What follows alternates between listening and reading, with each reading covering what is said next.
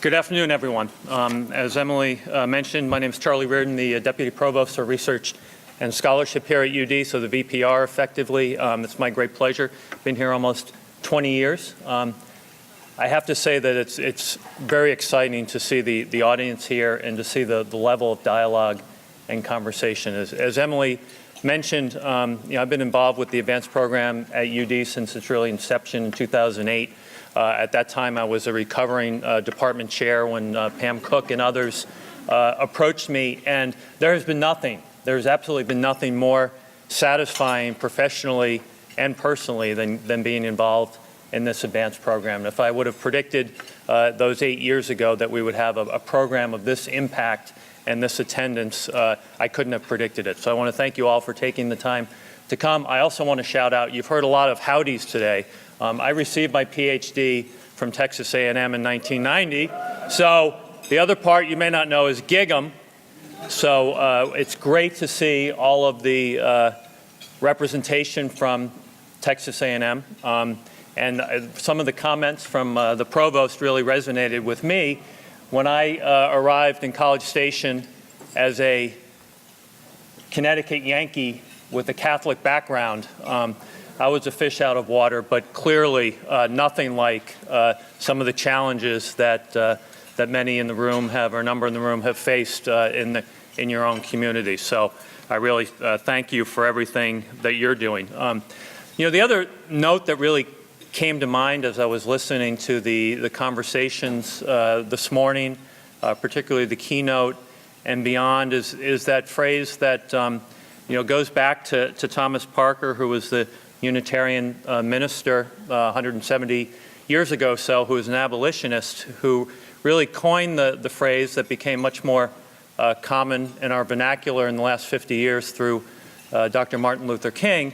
But this whole notion that the moral arc of the universe is long, but it bends towards justice. And so I think we really do need to take the long perspective on what we're doing and realize that our actions on a daily basis are really additive. And while the road may not be smooth and it certainly is not straight, we are all having impact in the work that we're doing. And so the more that we can really integrate our commitment to excellence and impact in our university setting and our National Science Foundation, as the keynote speaker will address, we will all, in no small part, contribute to bending that arc in the direction that we want to see for the future generations.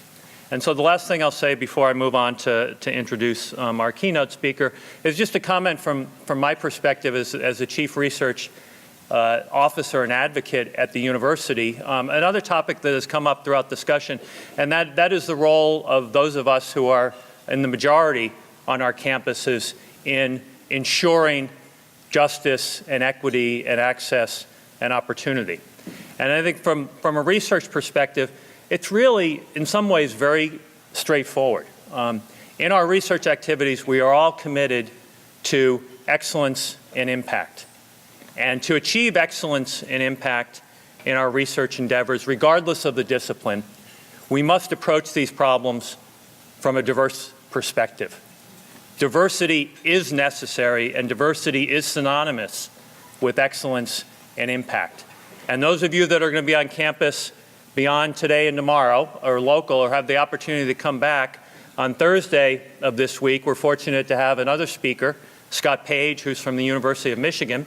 Scott Page, who some of you may know, is a social scientist and economist, and a number of years ago wrote the book, The Difference, and really highlights the importance, in a very quantitative way, the importance of diverse groups in improving society, improving educational institutions, law firms, and our communities. So the sine qua non for excellence is diversity. We can't have one without the other. And through achieving excellence, we need to pay attention on the daily basis of the role that increasing diversity and opportunity and access really has for our communities. So with that, it's my distinct pleasure to introduce Joan Ferrini-Mundy, the Assistant Director at NSF for Education and Human Resources. Dr. Ferrini-Mundy has been at NSF for a number of years in a number of different roles. She's been about 5 years, I believe, in her current role. Prior to that, prior to her time at NSF, she was a University Distinguished Professor in Mathematics at Michigan State University. She's received a number of prestigious awards, including being elected as a fellow to the AAAS.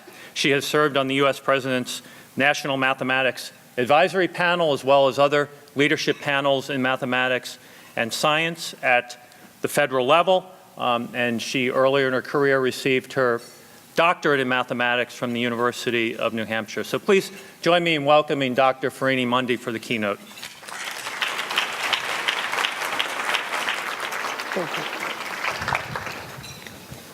Good afternoon, everybody. Thank you, and please keep enjoying your lunch. You never know with these keynotes that occur during lunch, but it's fine with me if people keep eating. I'm just thrilled to be here and to represent the National Science Foundation, to be a part of this discussion, and to try to share a few thoughts with you as you undertake these conversations about the importance of the topic here, the role of women of color in the academy, both from the academic perspective as well as for our nation. So thanks so much for the invitation, and what an impressive meeting. Let's do a quick round of applause to the organizers who put together just a phenomenal program.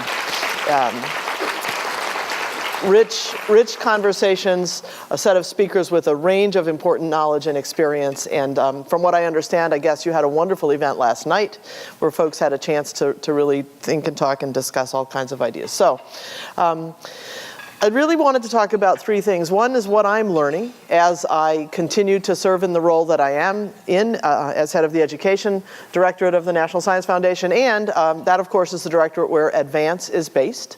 And so I am I'm trying to learn more about Advance daily, and I want to share a little bit about my observations as a result. Secondly, I think I'd like to talk a little bit about where we stand at NSF on matters of inclusion, on the topic of women of color in the academy, and our future plans, and tell you a little bit about that. And then some thoughts on what I think we need to keep our conversations moving, to keep progress happening. There's more to be said and more to be done. So I'm not going to do a lot with statistics. You know the statistics. And in fact, as I began to look for statistics in the last few days, I really couldn't get the ones that I wanted, which were disaggregated data about women of color within particular disciplinary domains in the academy. And so I'll just tell you what I do notice, of course. So we see progress, as we all know, on the participation of women in academia in general. And so that is here, particularly since 1993. The percentage of women who are full professors in the STEM fields is definitely on the rise. The data about underrepresented minorities, women and men, who are full professors is disturbingly not on the rise. And so in general, we have a pretty big disparity that I think is one of our first orders of business. We also see some rather disturbing concerns about trends in salary for faculty, and so these kinds of data, again, are important to keep an eye on and to watch. But if you look closely here, you will see that the trends for underrepresented minority women and underrepresented minority men actually have a negative slope in comparison to the trends for white women and white men. And so we have these large systemic matters to be concerned about, but the kind of work and conversation that's going on here in this conference are critical to making these figures look different over time. When we take a look by group at full-time faculty, again, we see the percentages. These are faculty receiving federal grants, receiving federal support. We see what this looks like, again, for underrepresented minority women, below where white women are, below where white men and Asian men are, a little bit below where Asian women are. So the importance of being able to watch these numbers change and grow is a part of the big picture, and obviously the sort of thing we want to watch. This is a little bit about percentages of women who are in academia Again, over time, looking more specifically at full-time senior faculty levels and then at junior levels, and we see some increased numbers. Certainly since 1973, we see an increase. And when we look at these numbers by underrepresented minorities, again, not disaggregated here, we don't see the kind of increase in the last couple of rounds that I think we should be seeing. So, but this is all part of a context that you know well. And again, I think a big missing piece is the ability to have very detailed disaggregated data by field. I also have been reading, trying to understand what we have in the formal literature and looking at the studies that have been working to help us understand the challenges faced by women of color in the academy, and learning that topics about intersectionality, implicit bias, and more are being studied in a variety of ways by a number of folks, and these papers have been interesting and kind of enlightening, I think, for me to learn more about. So a few conclusions from that work of my attempts to understand what the literature looks like, what studies have been done and so forth, is that the conceptual frameworks are quite important, that they give us a way to talk about these challenges in quite concrete terms. And so this example coming from the Armstrong and Jovanovic paper asks, from an intersectional perspective, what it would mean for policy if a person is an African-American woman scientist in a state with explicitly anti-affirmative action or non-quota policies, or a lesbian engineer at a conservative religious institution, or a differently abled female STEM faculty member at an under-resourced university. So looking at these intersections and trying to take quite seriously the importance of paying attention to them, I think is a great contribution coming from this literature. But moving that conversation forward into university policy level discussions, as you well know, from the conversations you're having here, becomes a critical step. And I'm gathering already from this meeting that there are examples of very successful efforts going on around the country to make this happen, to make these conversations much more explicit, and to see how they affect policy and to see how they affect the onboarding and then retention of women of color in the academy. So that's a great contribution.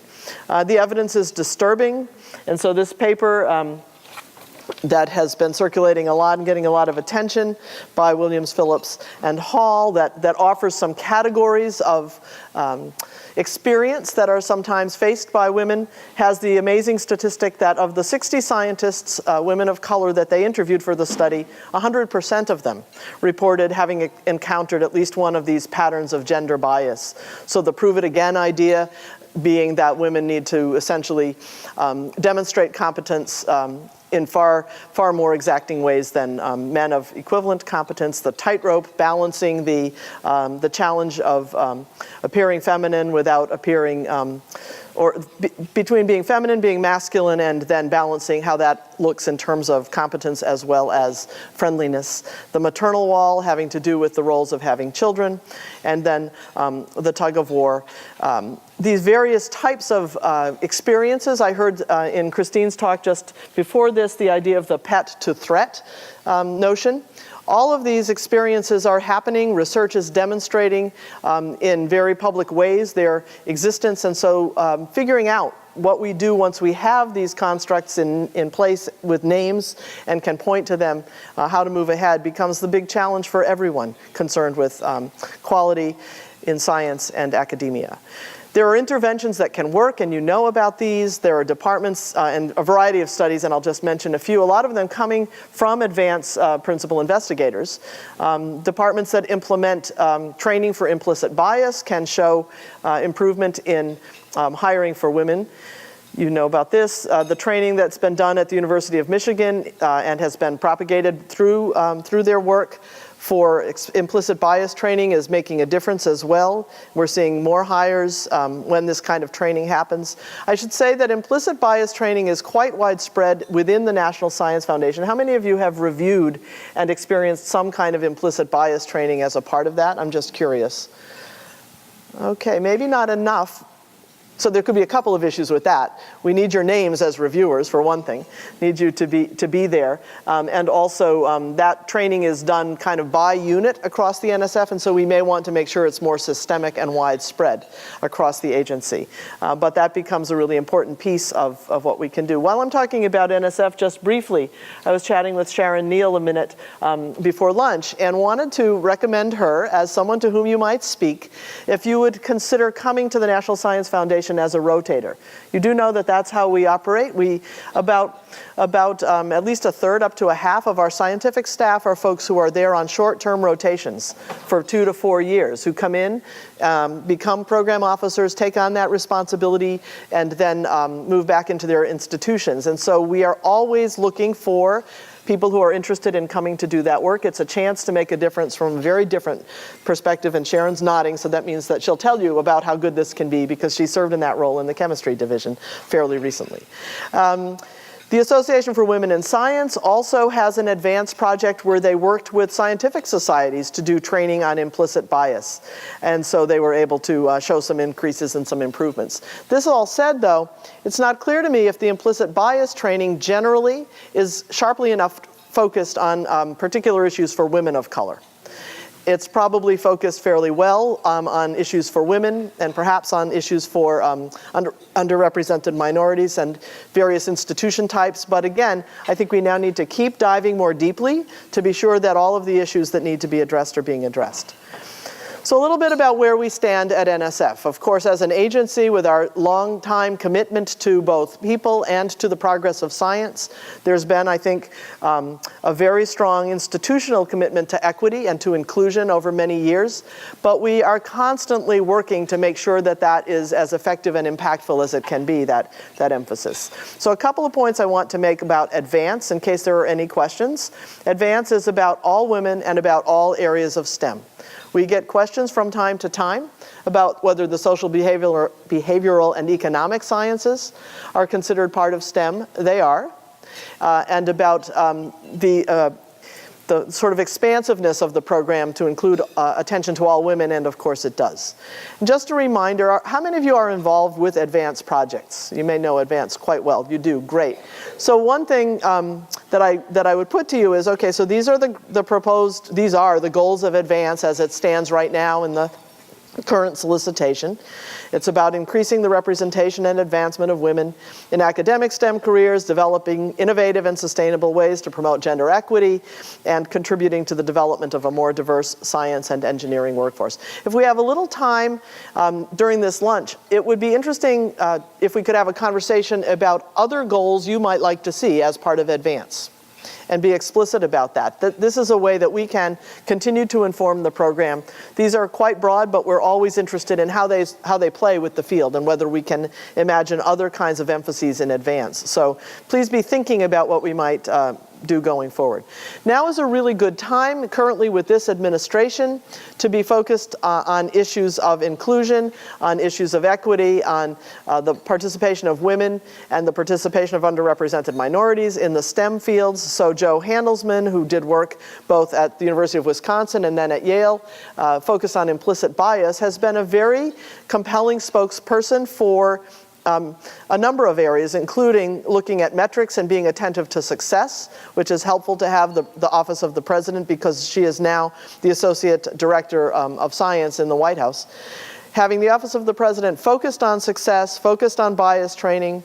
Joe gives a great talk about images in the public media about STEM and about scientists, in particular about women, and then on institutional policies and practices. I don't know if some of you attended or heard about or looked at the press following the White House Science Fair a couple of weeks ago, but President Obama was very centrally involved in that discussion and in that event, and there are great photos of him talking to kids and so forth, but he also had a quote that I wanted to share. He said, "We're not going to succeed if we've got half the team on the bench, especially when it's the smarter half of the team." Which I thought was good. Our diversity is a strength, and we've got to leverage all our talent in order to make ourselves as creative and solve as many problems as we can. So we have a president, we have a White House very strongly committed to the inclusion of all in STEM and the development of talent of all for STEM. And that's a good moment for us. And I think in the remaining months, we need to figure out how to capitalize on this and build it into place enough that we have a way to continue that focus through government and to support the efforts that we all think are important.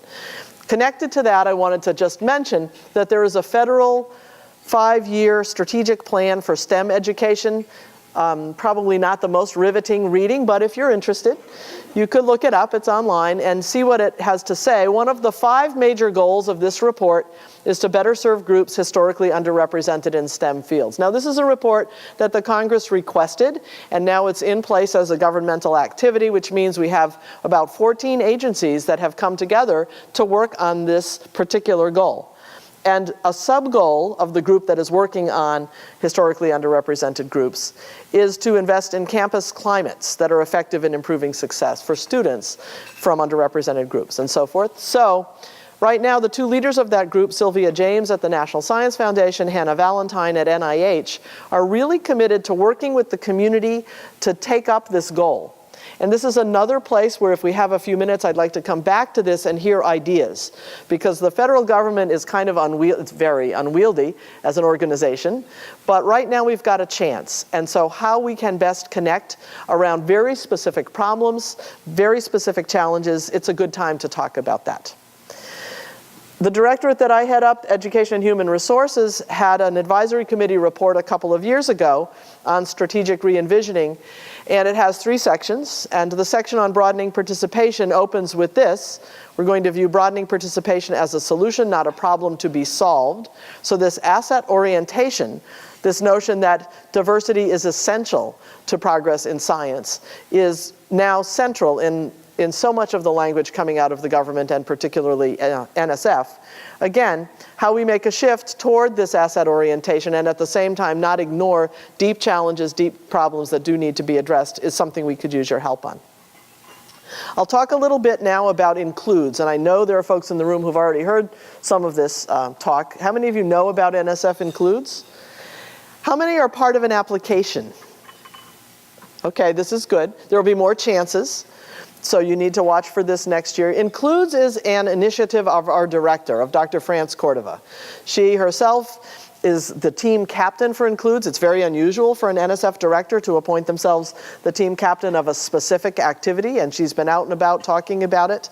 It comes in part from the work of the Committee on Equal Opportunities in Science and Engineering, the CIAS committee, which recommended a couple of years ago that NSF implement a bold new initiative focused on broadening participation, similar in concept and scale to NSF's centers. So think engineering research centers or science and technology centers are large science center activities in order to move the needle. Now this is an interesting notion because NSF already has significant funding in what we call broadening participation programs, roughly $800 million across a range of programs across the whole agency. But Dr. Cordova's take coming in as a new director was, this isn't enough. This is making a difference locally. And we are seeing great activities happening in parts of the country. She herself was the principal investigator for the Purdue University Advance Grant, I understand, which means that she's very familiar with the Advance program and very excited about it. And at some level wants something kind of like Advance, the sort of spread and scale that has happened through Advance, to be the result of Includes. So we have this initiative in place starting in 16. The first funding will be this year. And what we are focused on, and it's got a long, as you know, we are big on acronyms. Although I don't think Advance, if I'm recalling, I don't think Advance actually stands for any set of words particularly. It just has that great connotation now that it's developed through the good work being done in the field. But includes inclusion across the nation of communities, of learners, of underrepresented discoverers in engineering and science. So that's a criterion. If you'd like to come work at NSF, you need to be able to figure out a couple of these, so that you can make your mark. Anyway, Includes is our newest initiative. It's meant to focus on the building of models, networks, partnerships, and research that will enable the workforce to thrive so that all groups are represented in percentages comparable to their representation in the US population. That's the big picture goal. And this is driving what we do within Includes, and eventually will drive what we do across our broadening participation portfolio as the Includes models take shape. So a few key words are underlined here. We're looking at systems, systemic approaches. The engineering directorate is very centrally involved in helping us think about Includes. We're looking at collective impact style strategies, measurable progress, leveraging the current broadening participation portfolio, and collaborative alliances. Now, often when we talk about includes, we try to force ourselves to be as concrete as we can so that we can envision what the field might do. And I'll use one of the examples that I like coming from mathematics. When we look at the US civil rights data collection data, which are quite fascinating to see, there are enormous inequities in terms of what kind of access high school students have to advanced mathematics and science courses by race and ethnicity. And so when you look at what courses are available to schools that are populated predominantly by white students, you see one kind of result. When you look at those same data for schools predominantly populated by African American students, you see lower access to advanced level courses. An unbelievable inequity today that by essentially by race and ethnicity, opportunity to learn varies in advanced STEM. And although I know that issues of bias, issues of intersectionality, and the challenges that we face for women of color in the academy are a piece of the landscape, it's a very complex landscape, and access to opportunity to learn is another piece of the landscape. So if you were putting together an Includes Alliance, and I've been using this example, we'll see if we actually have any like this, a very near-term sort of goal could be to bring together all of the communities that would be needed to make sure that advanced placement physics and calculus, for example, are offered in the high schools in a region. And then the ramp-up courses to those would also be available as well, because there is evidence that that sort of preparation is a first step in creating opportunity and access to being a part of the STEM enterprise. So the Includes activity has 3 parts. This year we're going to be funding design and development launch pilots. Those of you who've sent in proposals, those are being probably reviewed just about as we speak. Some of you are perhaps reviewing as well. Then in the following year, we expect to fund large alliances, $2.5 million a year for 5 years, that will grow out of these launch pilots. And then some kind of backbone organizations that would be the support and the glue within alliances and then also across alliances. The collective impact style approaches are described in the work of Kania and Kramer. And of course, there are variations of this that have been used, but this has elements for those of you who may have worked in NSF's systemic change initiatives over the years. There are some similarities here.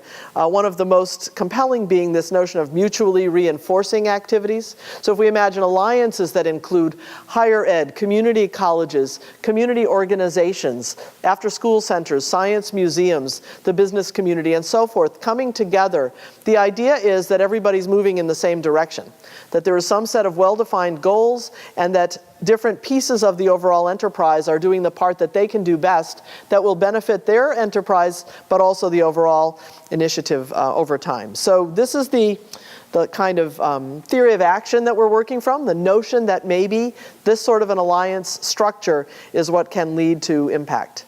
The timeline this year, the launch pilots, next year, the alliances, and beyond that, we expect to continue to fund launch pilots. So if you didn't get in this time, there will be opportunities later, and there will be on-ramps to these alliances so that a variety of folks can come on and be a part of it. We're quite excited about it, and as I said, the director is paying close attention.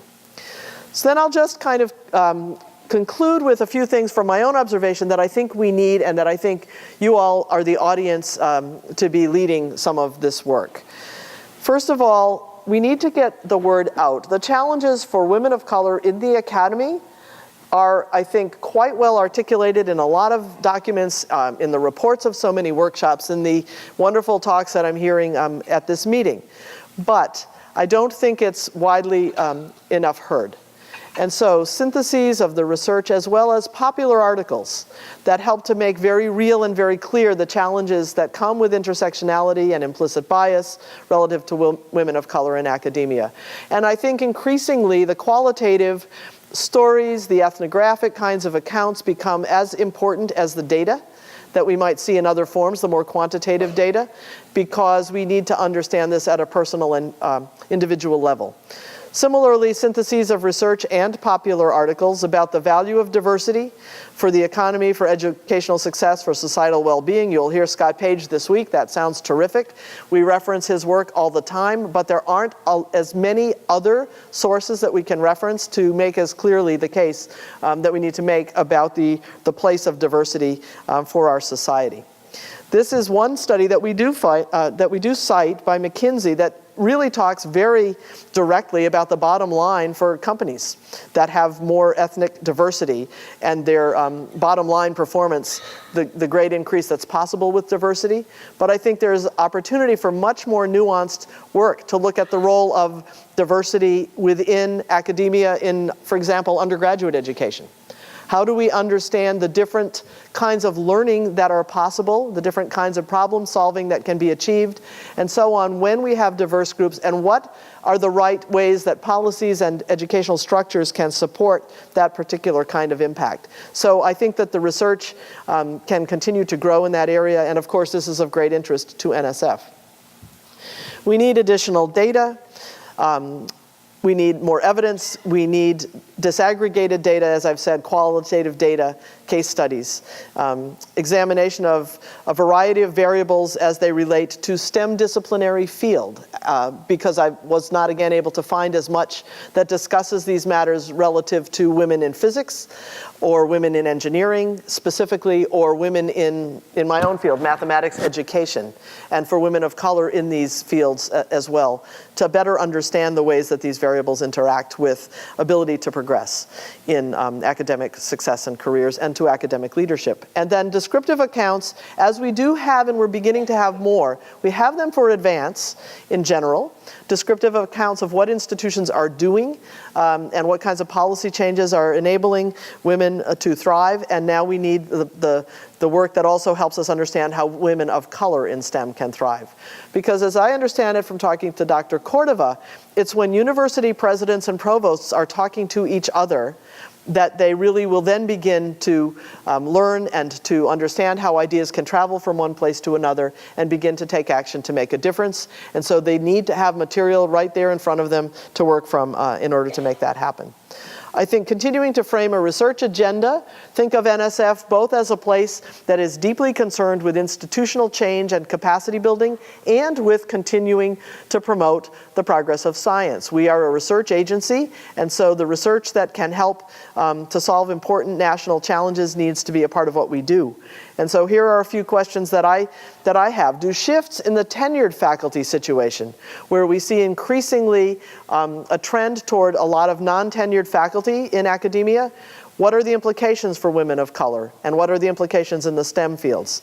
Are there some shifts that have demonstrated long-term successful impacts on the success and retention of women of color in STEM? And what are those kinds of shifts, and how do we describe them and document them? And then how does this intersectionality perspective help us better understand the experiences of undergraduate and graduate students, women of color? That's of great interest to us at NSF because of the huge investment we make in graduate fellowships, for example. And understanding the particular issues for women of color in STEM in various kinds of graduate supported structures are quite important. We have fellowships, we have traineeships, we have research assistantships, and we put a lot of money, close to $1 billion a year, across all of those styles of investment, the majority being in the research assistantships. Do we know much about what might be most beneficial, particularly for women of color? So I think there's a continuing need to understand the situation. And finally, I would urge you to explore multiple avenues of funding at the National Science Foundation. You know Advance well, you know your disciplinary programs well. Here are a few others. Our director at EHR has a core research strand that in particular has this sub-strand on research on gender in science and engineering. Some of you may be PIs or have been PIs with that program. There is also a broadening participation strand within our EHR core research and a development of the STEM workforce strand. So we're quite interested in rather basic work that will help us understand all kinds of issues in those domains. The science of broadening participation, we've partnered with the director for the social, behavioral, and economic sciences, and our interest there continues. There's a broadening participation in engineering program that will look at research funding. Our general mechanisms are available to everybody: conferences, workshops, eagers, and rapids. The broader impacts criterion, we've been looking very closely at that lately to understand how people across the communities of science are using that. And that seems to me to be sort of an untapped resource for particular focus on issues of equity in STEM. And then finally, EPSCoR projects, the engineering research centers, other large facilities, our research instruments, all of those parts of NSF have education and public outreach components, have diversity plans, and I happen to see a lot of those. I'm on a committee that reviews a lot of this. Not enough strong focus on issues of engaging underrepresented minorities, and I've seen almost nothing about women of color in STEM through those kinds of plans, but there's a lot of money tied up with those sorts of plans, and so it's worth taking a look. I'd like to thank several colleagues who worked with me at the office in preparing this, and one of these folks is an Army officer, and he's been with us at NSF for not a terribly long time, and he stopped in yesterday, asked if he could help me at all with anything before he left, and I said what my talk was on. I said, it's about women of color in the academy. He said, I've got a perfect photo for you to use. He said, I just saw it on Facebook. Did you see it? It's this amazing photograph of all of the African-American cadets who will be graduating from West Point this year. It's just a great shot. So I wanted to use it and to say that this conference is important, certainly for all of us who are here, and for the next generations of women of color who will be the leaders in STEM going forward. And so I thank you for all that you're doing, and look forward to our continuing conversations and to hearing what we at the NSF can be doing to further the kinds of efforts that you're engaged in. So thank you very much.